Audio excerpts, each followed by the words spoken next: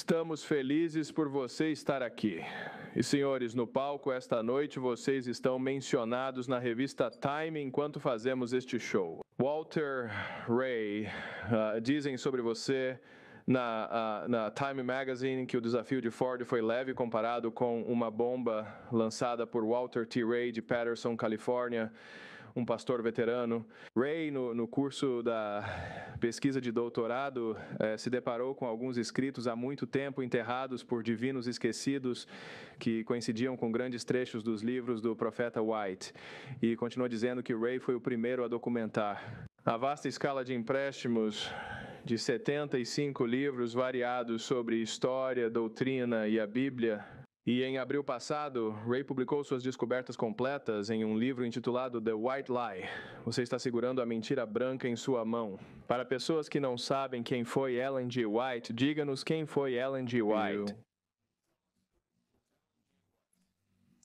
Bem, é claro que eu não tinha antecedentes adventistas, John. Eu entrei na igreja, eu era cristão antes de ser adventista, mas não tinha uma orientação denominacional. Então, quando me tornei adventista, conheci a senhora White, que é a profetisa adventista do sétimo dia, e eu sempre fui um devoto da senhora White. Eu comecei a ler, ela me fascinou, ela cobriu todas as doutrinas de Gênesis a Apocalipse, nossa cristologia e escatologia, né? Principalmente nossos principais pontos de doutrina, e eu provavelmente passei 25 anos da minha vida dedicada ao estudo dela. Né? Eu tinha escrito 3 livros, biografias da Bíblia, né?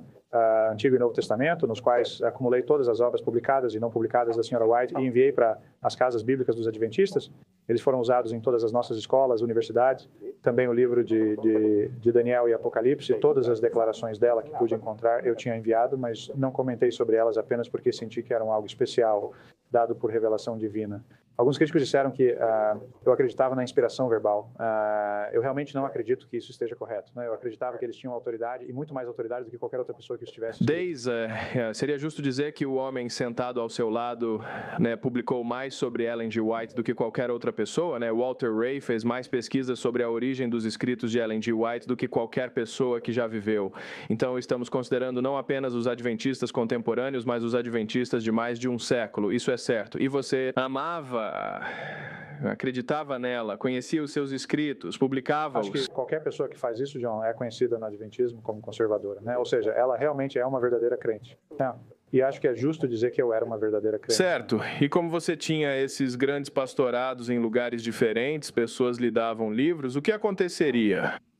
O primeiro livro que chamou minha atenção enquanto eu estava na Flórida foi de um dos nossos eminentes médicos, Dr. Kress, e me deu o livro Esboços da Vida de Paulo. Foi escrito por Connie Barronhausen e eu ingenuamente comecei a lê-lo, e um dos membros, que era um membro mais velho, conhecedor, disse: bem, esse é o livro que os adventistas prefeririam esquecer, porque este é de White. A Vida de Paulo, ou Esboços da Vida de Paulo, foi amplamente retirada desse material, né? Então, fiz um estudo e descobri que o misticismo estava correto, que havia semelhanças. O que você pensou quando viu isso? Fiquei chocado porque nos ensinaram, né? Você tem que entender o que é ensinado no adventismo, pelo menos na nossa geração. Ok, do que você estava falando. Nos ensinaram que a senhora White não era influenciada por fontes externas. E tinha, embora nunca tenha pensado nisso na época, parecia lógico. Então, isso foi uma coisa que me incomodou. Onde você acha que conseguiu isso? Bem, ela recebeu diretamente de Deus por revelação ou inspiração sem influências externas. O segundo é que, na maioria dos conselhos da senhora White, ela aconselhava contra todos os nossos ministros de usarem fontes externas. Então, como teólogo, achei muito difícil conseguir meus diplomas sem ler tudo isso. Você sabe, cito até agora o chamado lixo imundo externo. E não deveríamos usar isso. Então, foi chocante descobrir, do ponto de vista, espere um minuto, ela estava usando o que condenou e disse que não deveríamos usar. Então, sua curiosidade foi pelo menos despertada. Era um caminho nebuloso. E eu comecei a me corresponder com o White State, que é a organização oficial responsável por tratar das doutrinas de Ellen G. White. E eu expressei algumas das minhas preocupações e eles disseram, bem, essas não são preocupações novas, né? E apontaram que alguns já haviam encontrado isso antes. E depois? Então, eu me mudei para a Califórnia e outra pessoa me deu outro livro sobre Edersheim, seu Velho e Novo Testamento. Descobri que ele também, ele era um judeu convertido, ele escreveu sobre a vida de Cristo. Né? Há muito tempo descobri que parte do formato de Patriarcas e Profetas, escrito por Ellen G. White, tinha os mesmos títulos.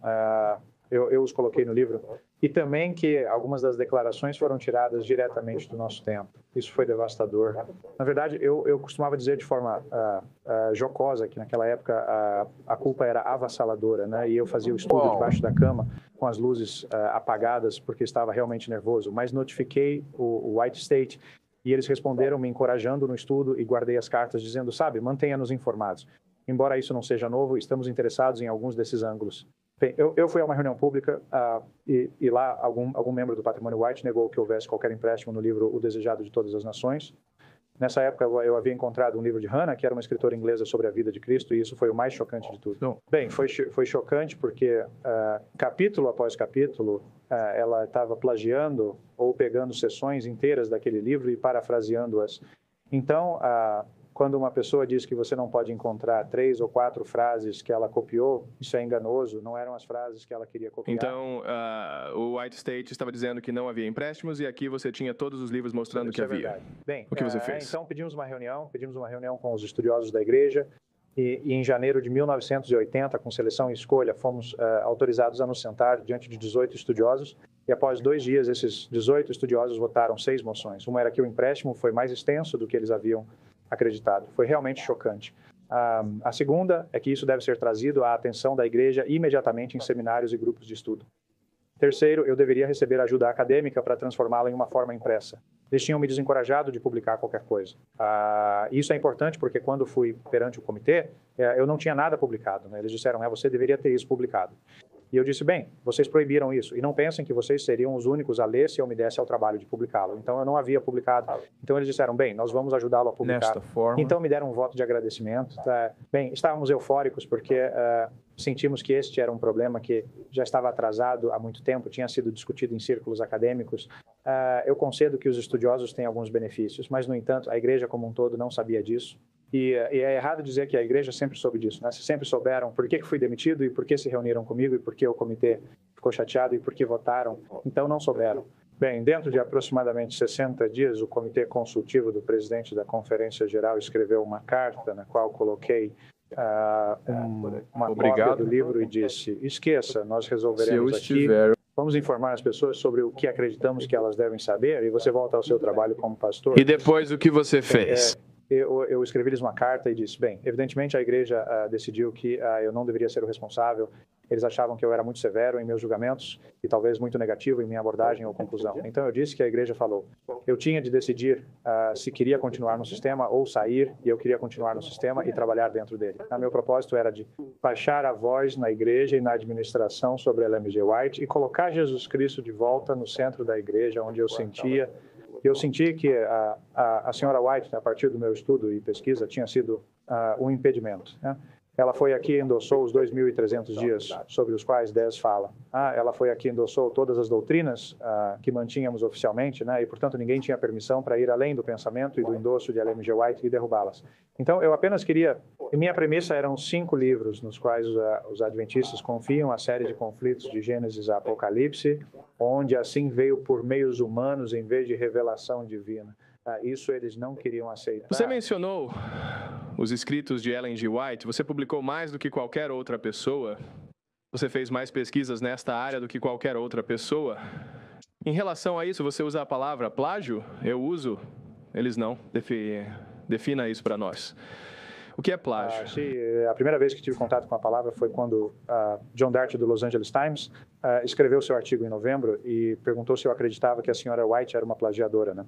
Eu perguntei a ele sua definição e ele disse que eu tomo uma definição amoral, visão de que não estou atribuindo quaisquer motivos bons ou maus a isso, né? Estou realmente dizendo que essa é uma pessoa que usa material de outros como se fosse seu. Eu disse, nesse caso, aceito a palavra plágio e ainda aceito. Acho que essa palavra tem sido usada, no caso da senhora White, há 100 anos. Ellen G. White é a senhora que é conhecida como a profetisa dentro dos adventistas do 7º dia. E foi a interpretação dela do capítulo 8 de Daniel sobre o santuário. Certo. E o juízo investigativo, que quando William Miller disse que Jesus viria em 1844, quando Jesus não veio, G. White surgiu e deu essa interpretação e disse que Jesus, na verdade, não estava falando sobre vir a esta terra. Ele estava falando sobre vir ao santuário celestial, apenas mudando de compartimentos. E nesse ponto, Cara, o adventismo do sétimo dia estava decolando e ela era sua líder. Foi ela quem o impulsionou. À medida que o tempo passava, quantos livros ela realmente escreveu? Dizem que foram cerca de 70 livros. Isso inclui compilações, muitas das quais são repetitivas, certo? E esses escritos têm sido uma fonte de autoridade, supostamente não tão autoritativa quanto as escrituras, mas na prática são considerados como aquilo que te guia em termos do que as escrituras estão realmente dizendo. Isso é uma afirmação correta? Acho que é justo o que Ford está tentando abordar nisso, mas nós afirmamos, e com razão agora, eu provei isso, e era isso que eu não conseguia entender. Se você afirma como Ed, ministro, nós não tiramos nenhuma de nossas doutrinas da senhora White, por que você fica chateado quando eu provo que você está absolutamente certo? Você pegou isso de outros. Isso é o que eu não conseguia entender. E então ela se tornou uma defensora de outras ideias. O problema foi que nós aceitamos o endosso. Tudo bem, você escreveu um livro chamado A Mentira Branca. Certo? Poderia mostrá-lo para nós?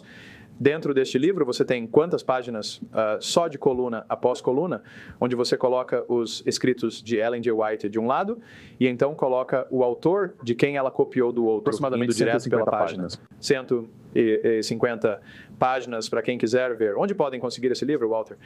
É publicado por M&R Publications, em Turlock, Califórnia. Ótimo.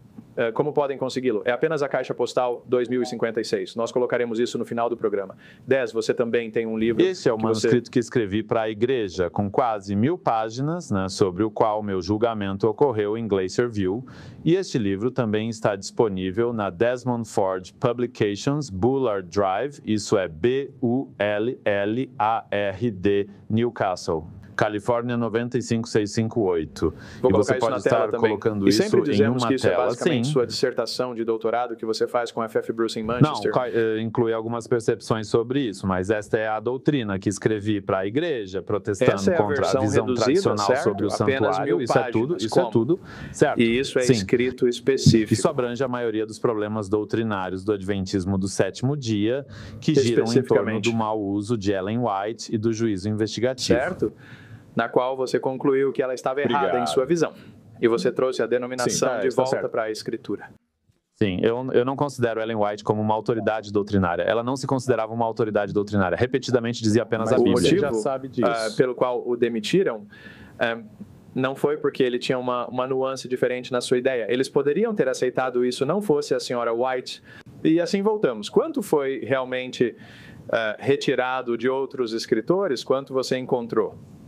Bem, acho que é justo dizer que na última revista do Ministério da Denominação, sobre a qual a revista Time fala, eles têm pela primeira vez no Adventismo, que eu saiba, admitiram que havia uma grande quantidade de material copiado e disseram em sua publicação que não encontraram nenhum livro que ela escreveu que não mostre cópias.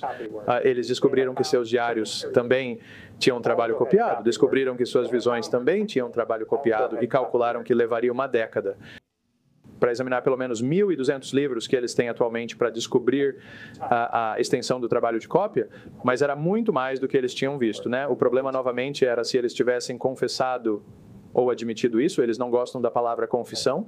Antes de o livro A Mentira Branca ter sido lançado, talvez não houvesse necessidade de A Mentira Branca.